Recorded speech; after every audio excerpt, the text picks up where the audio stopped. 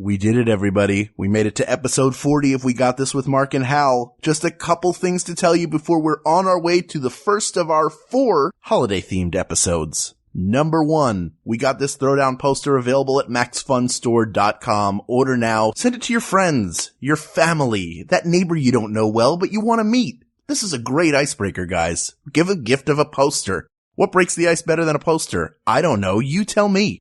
Second, we are going to be at San Francisco Sketchfest on Sunday, January 10th at the Punchline, 12:30 p.m. Go to sfsketchfest.com to get your tickets to our show with special guest Adam Savage from Mythbusters and opening act Carter Parton Rogers. It's going to be a great time, so don't miss it. And now, without any further ado, episode 40 of We Got This with Mark and Hal. Hello, I'm Hal Lublin. And I'm Mark Gagliardi. Since the dawn of humanity, one issue has gone unsettled. With the fate of the world in the balance, we're here to settle, once and for all, worst Christmas song. That's right. Don't worry, everyone. We got this. Podcasts should have a theme song. Podcasts should not have a theme song. Yes, they should. No, they shouldn't. They sound good. Yeah, but people are just going to skip past it. You know what? You're right. We got this. Hello, everybody. Happy post-Thanksgiving. And welcome to We Got This. This is our holiday special run that we're doing. We're going to do a bunch of episodes where we talk about the holidays and things that people love and hate, and we will find the best and worst superlatives of the holidays. And today is a very special moment because Hal thinks that he somehow can convince me that there is another worst Christmas song of all time than Paul McCartney's Simply Having a Wonderful Christmas Time, which I will say is not only the worst Christmas song of all time, but the worst popular song ever recorded. Wow, those are strong words, but I'm up to the task. This was actually suggested to us back in the spring at C2E2 in Chicago by Amanda Tague, and she's at Hill People Milk on Twitter. So thank you, Amanda, for this topic. I said we'd get to it, and we did. Yes, thank you, Amanda. It's Simply Having a Wonderful Christmas Time, but there are lots of other topics, so you can reach out to us on Twitter at We Got This Tweets. Or you can email us at wegotThisPodcast@gmail.com or go to facebook.com/wegotThisPodcast or go to our subreddit. You're bringing this up very early. You already want more topics. Yeah, we're done. No, I thought the episode was over. No, how dare you? All right, we're not going to do that part at the end, but I'm going to tell you right now. I think, first of all, Paul McCartney is the best Beatle. Yes, Paul McCartney is the best Beatle. We determined that. And this was the very episode where you brought up how much you hate this song. Yes. Because it's repetitive. You don't care for, it's definitely in that like. It sounds like it was written by a 5-year-old. Okay. So there are some other songs that are reviled across the internet, that I've compiled some of these. So I want to run some of these past you. This will probably be a somewhat short episode. Okay. One of them is a Ray Stevens classic, which is Grandma Got Run Over by a Reindeer. No, that's not Ray Stevens. I know me some Ray Stevens. It's not Ray Stevens, but I know the song Grandma Got Run Over by a Reindeer. Okay. So you know Grandma Got Run Over by a Reindeer. Yes. I actually like Grandma Got Run Over by a Reindeer. It's cute. It's funny. The sentiment is there. It's not the worst. Listen, somebody's grandmother has died. Yeah. The last thing that we need to do is write a song about it. Somebody's fictional grandmother has died. And why didn't Grandpa help out? Why didn't he push her out of the way? Why didn't he pull her out of the way? This is a story of a terrible marriage. He was drinking beers and playing cards with Cousin Mel. See, this is the problem. If he had been paying a little bit more attention to their marriage, he could have saved his wife from that reindeer. Well, and also, so hang on a second, Lublin. It's not just one reindeer. No, you hold on. You're going to hold on now. It's not just one reindeer. Like, you would get hit by Comet, then Blitzen would step on your face, then Dasher and Dancer would be stepping apart your legs. Like, is there a reindeer on the loose in the neighborhood? Look, first of all, you're incorrect on this, my dear friend, because the song is called Grandma Got Run Over by a Reindeer, not Grandma Got Run Over by all 8 of Santa's effing reindeer. Well, I'm just saying, could you get run over by a reindeer? Yeah. You would have to have escaped. I mean, if you live up in Alaska, a reindeer is just a caribou, my brother. I see. So this is a story about people who live in Lapland? Yeah. This is basically Northern Exposure, the song.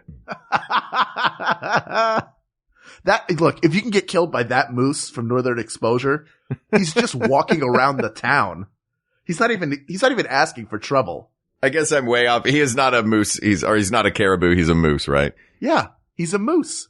He's a big moose. Look at how much joy this song has brought us already. Next. Okay. What about Christmas shoes? You want to tell people what Christmas shoes is? Christmas shoes. I'm surprised that this made your list of worst songs, but I'll tell everybody why. If you don't know the song Christmas Shoes, it is the saddest Christmas song of all. It is depressing. It's the story of a kid who wants to buy some shoes. I hope this doesn't hit too close to home. It's about a kid who wants to buy a pair of shoes for his mother, who is dying. And he does not have enough money. So brutally sad and will make you cry while driving. And sometimes you just need a good cry while driving. I will read you the lyrics to the chorus of the song. Are you ready? Yes, but please don't cry while driving. It makes it hard to see. That's fair. Sir, I want to buy these shoes for my mama, please. It's Christmas Eve and these shoes are just her size. Could you hurry, sir? Daddy says there's not much time. You see, she's been sick for quite a while, and I know these shoes would make her smile. And I want her to look beautiful if Mama meets Jesus tonight. Oh, good Lord. Let me stop this garbage right now. Come this on. Is a dumpster fire of a song. And here is why. And here's why I think it is worse than, it may not even be the worst, but I think it's worse than simply having a wonderful Christmas time. You don't like that because you don't like the musicality of it, but at least the spirit of that song is on point. To me, Christmas songs break down into two categories. Generally, there are those that discuss the religious events around Christmas, which is like Oh Holy Night. And then you have like Winter Wonderland, which are about how wonderful the holiday season is, or the Christmas song. They set a mood so that you feel comfy and cozy and warm. Well, there's a third category of Santa songs, right? And Santa songs, but even those are like, they get you cheery and excited. That's sort of like the mythology of Christmas. So maybe those are the three categories. But this is like just the sad, like here's a young boy so early in his grieving process that he's buying shoes to try and connect with his mother, who is on her deathbed, and he knows that she's going to meet Jesus. Why does this have to be happening at Christmas time? This is a song that is built to make us depressed, which is not the point of Christmas. No, it's a song made to uplift us because, spoiler, the guy behind her in line, a guy behind him or her in line, who is the narrator of the song, winds up buying the shoes for the kid so he can take them to his mama because the kid doesn't have enough money.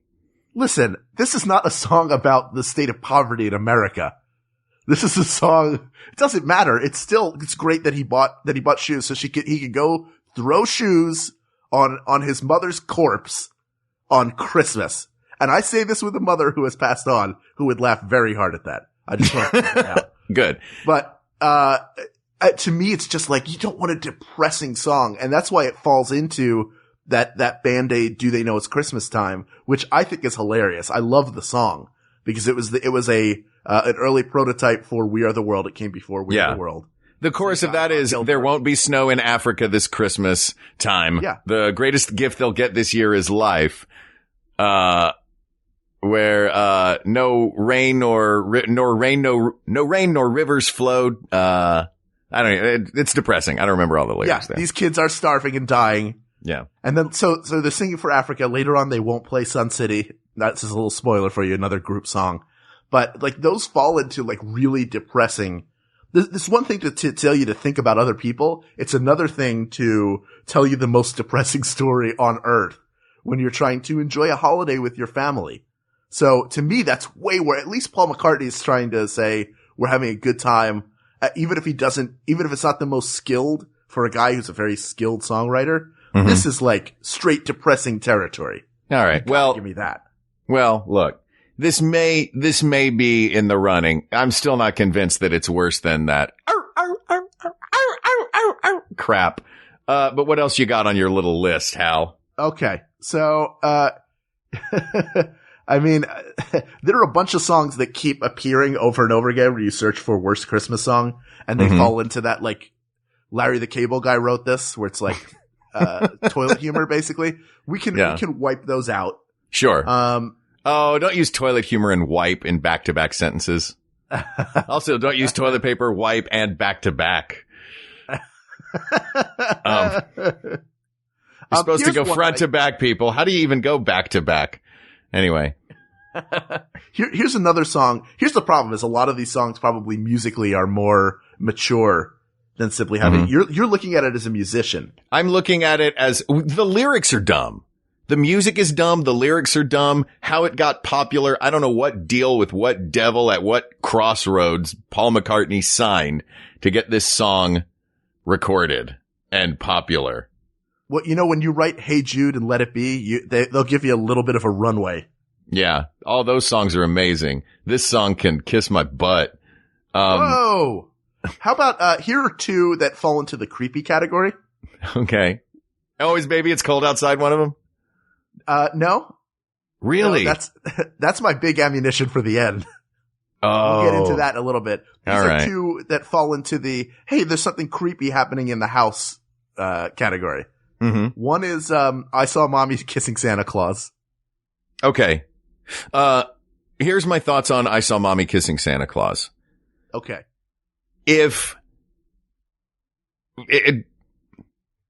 Whether or not you believe in Santa Claus colors either positively or negatively your view of this song, right? True. And I want to believe in Santa Claus. But if I believe in Santa Claus, then this song is about infidelity. Yes. If I don't believe in Santa Claus, then this song is about a really sweet dad and a fun family. But I believe in Santa Claus wholeheartedly, so this song is about infidelity. That said, it's cute and it's catchy and the lyrics are good, so I'm taking it off the list.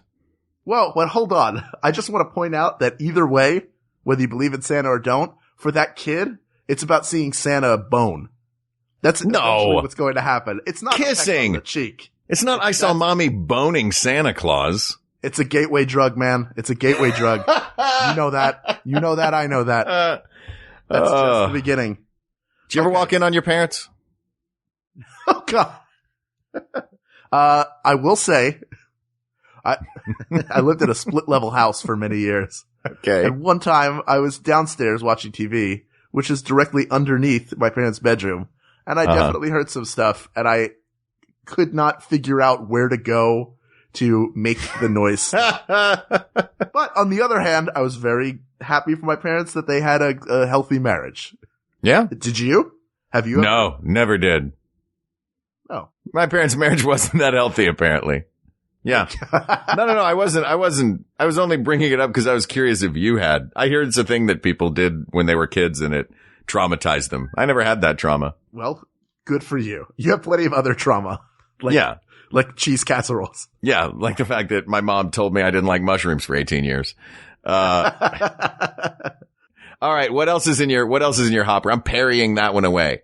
Thrust again in thine fencing, my dear friend. I shall parry away all that ye give me. Okay. Here's the other song. Yeah. And by the way, if you do believe in Santa, I Saw Mommy Kissing Santa Claus is 2 cases of infidelity. It's the mother and Santa Claus is cheating on Mrs. Claus. Oh, that's true. Oh, no. I believe in Santa Claus. I do not believe in Mrs. Claus.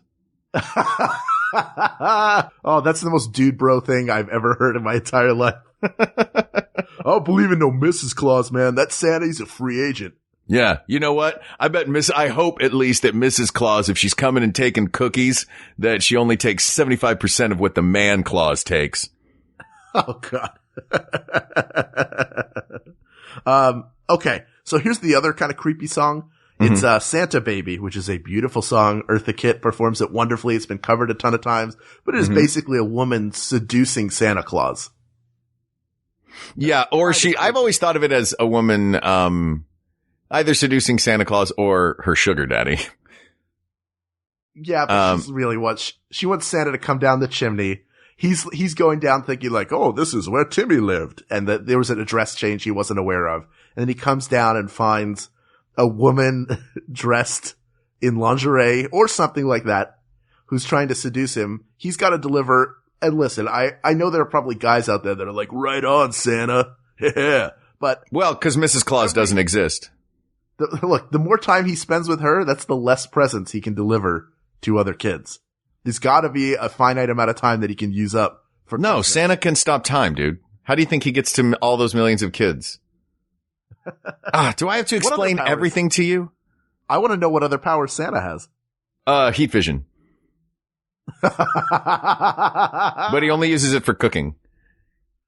And to punish the reindeer when they don't fly fast enough. Yeah. On Dasher. I said on.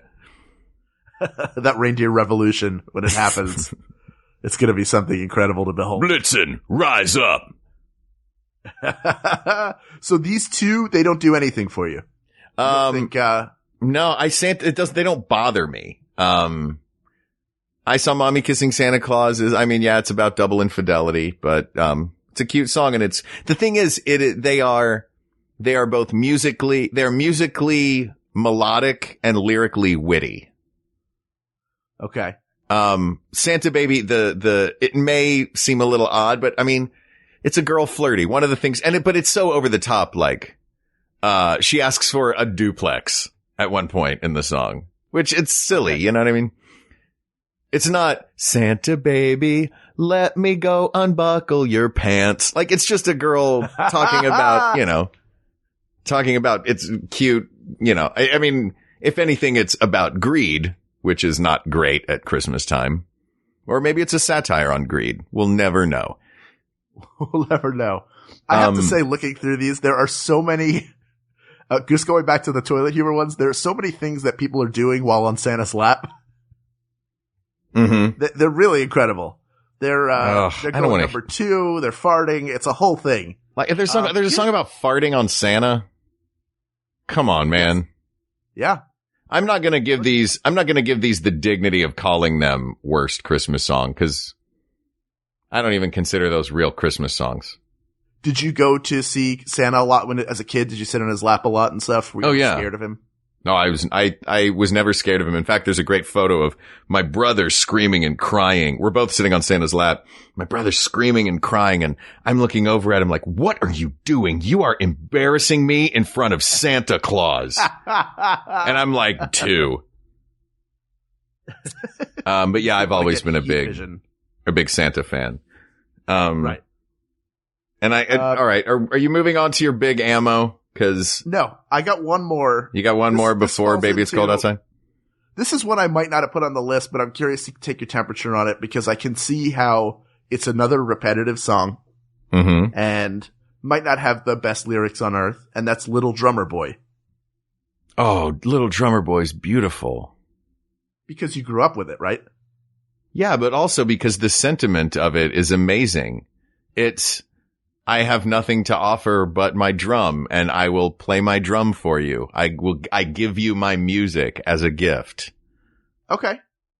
That's fair. I love that song. I like the song too. I just thought it was interesting there, and it shares some of the qualities with, Simply Having a Wonderful Christmas Time in that it is a repetitive refrain.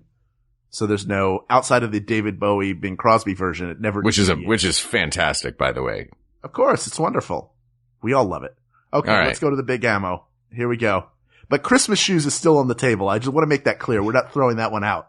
All right. All the other ones are still eliminated except Christmas Shoes.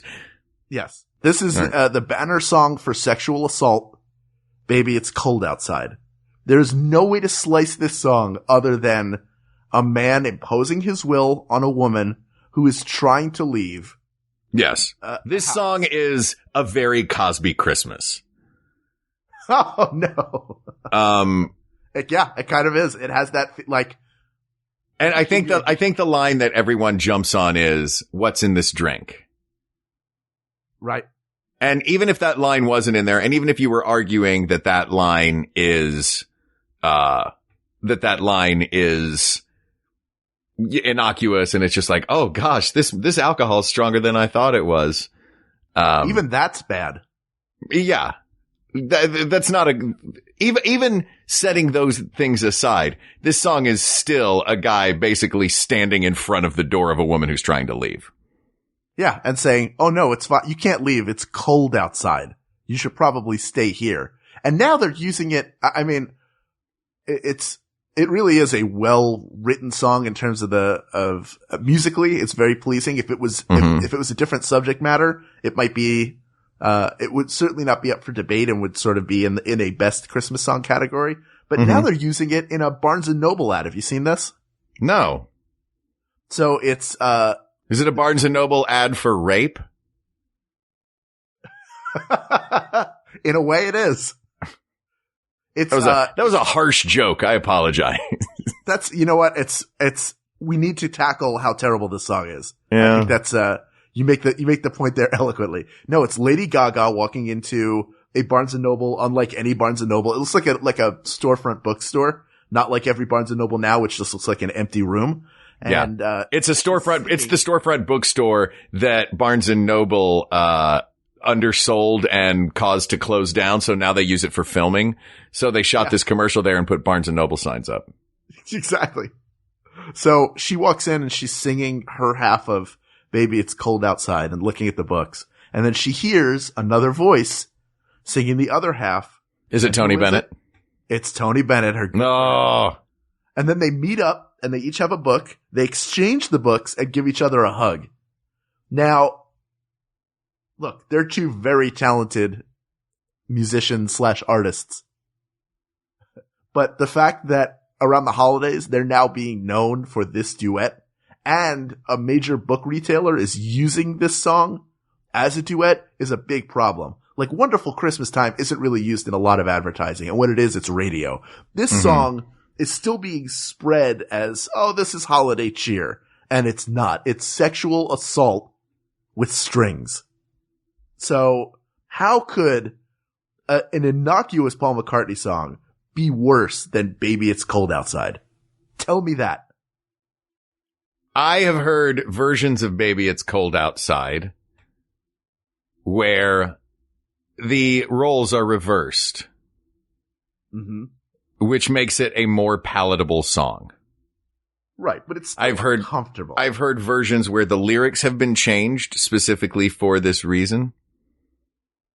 Am I going to sound like a rapist if I say that the Paul McCartney song is still worse? Well, what you're saying is if you change the lyrics, it's better. So if I change the lyrics to Simply Having a Wonderful Christmas Time and they were really good lyrics, would that make the song better? No. You kind of have to go with what's out there. I think all right. Good. If you change, all right, if that's our criteria, then Baby It's Cold Outside is not the worst song. The Paul McCartney one still is, because in order to make that Paul McCartney song good, you have to change both the lyrics and the music. You have to just record and perform a different song. Let that song be, Chestnuts Roasting on an Open Fire. That's a good song. There is no place for that Paul McCartney song. Fine. Still the worst song of all time. That was a strong bullet that I threw out there. And we are in no way endorsing Baby It's Cold Outside, but you could change it to, I really can't say, oh, baby, that's a shame because it's cold outside. Can I call you a cab? Yeah. Like, I could call you a taxi. Yeah. Would you like to, why don't you spend the night in the guest bedroom? I will be downstairs sleeping on the couch, fully clothed. In fact, I'll go stay at my neighbor's. Yeah. You just have my house. You can have the entire house. I will walk. You know what? I'll walk. You stay here. I'll just move. Okay. So then, all right. This Paul McCartney song is still running. I'm going to make one last push for Christmas Shoes, just because the entire goal of the song is to make you sad. I don't think it's an uplifting story. If you're looking at that and saying it's a story of a guy buying shoes for a kid on Christmas, I think you're missing the point.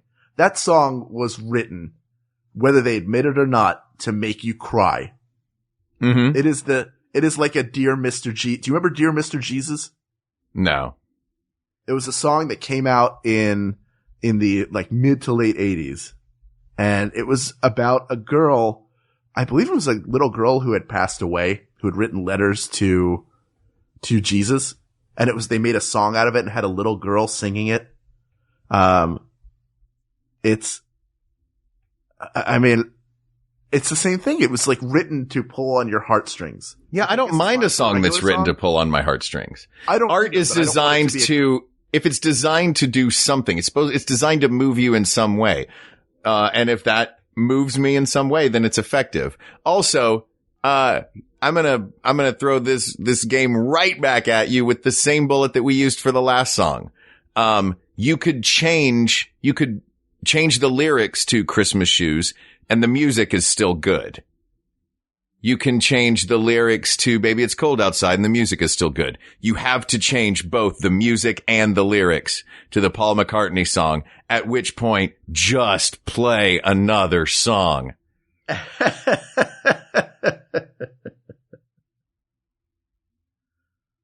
Well, so this topic is settled, Hal. I will not be swayed. Fine. Go ahead. I'll let you take this one.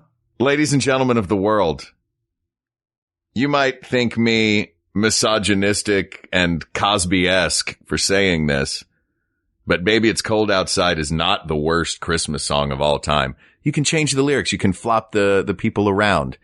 Flip-flop the people that are singing. Christmas Shoes is not the worst Christmas song of all time. There are a lot of wonderful Christmas songs. There are a few mediocre ones. But there is only one worst Christmas song, nay, worst pop song of all time. And that is Paul McCartney Simply Having a Wonderful Christmas Time. If it's on in your car right now, why are you listening to two things at once? Are people mashing us up? That topic is settled, but there are many more topics. Thank you for that, Amanda. And thank you, listeners, for providing us with new topics to discuss, which you can send to us at We Got This Tweets. Nope, we did this already. I'm not going to allow you to do this again. I'm going to say thank you to Ken Plume for all the mixing and mastering. And I'm going to say thank you to Uri Kelman for designing our logo. Or reach out to us on Facebook at We Got This. And thank you to Mike Furman for our theme song. And Jonathan Dynasty for our score, respectively. And thank you to our listeners, as always. We couldn't do it without you. Happy holidays, everybody. For Hal Lublin, I'm Mark Gagliardi. And for Mark Gagliardi, I'm Hal Lublin. And don't worry, everybody. We got this. We got this. The three of you enter a cave of a big red dragon and is standing over a hoard of precious golden rubies. And he says, "What do you do, adventurers? I'm a dragon man." I cast fire on him. It's very good. I address the red dragon and say, we're the hosts of The Adventure Zone, a podcast about family playing Dungeons and Dragons. Very good synergy. Commit to the bit. I rolled to charm new listeners. It is very effective, against all odds. Everybody, we're the McElroys. We host The Adventure Zone. It's a podcast where we play Dungeons & Dragons together. It's a comedy podcast. We don't take the rules too seriously because there's a lot of them, and we did not take the time to learn them. Maybe listen to us. We come out every other Thursday on the Maximum Fun Network.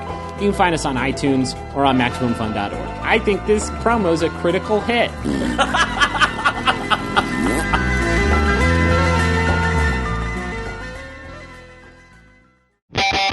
Hey everybody, I'm Justin McElroy, the host of My Brother, and Me. I'm Travis McElroy, another host of My Brother, and Me. And I'm Griffin McElroy, the host. Are you anywhere near Huntington, West Virginia? Probably not. But if you are, or will be, on December 21st, you should come out and see us. We're doing our family comedy podcast, Hootenanny, called Candle Nights. It's our second year, and we think it's just going to be great. Come join us. Come have a sip of the eggnog. Have a sip of whatever holiday beverage you want, because it's Candle Nights, baby. It's a pan-religious, pansexual, personal pan-holiday. Tickets are available at bit.ly/candlenights2. We hope to see you there. And we hope to not curse. That's the plan, at least. Bring your babies, bring your aunt, bring whoever. Bring the meter maid. It's Candle Nights, baby.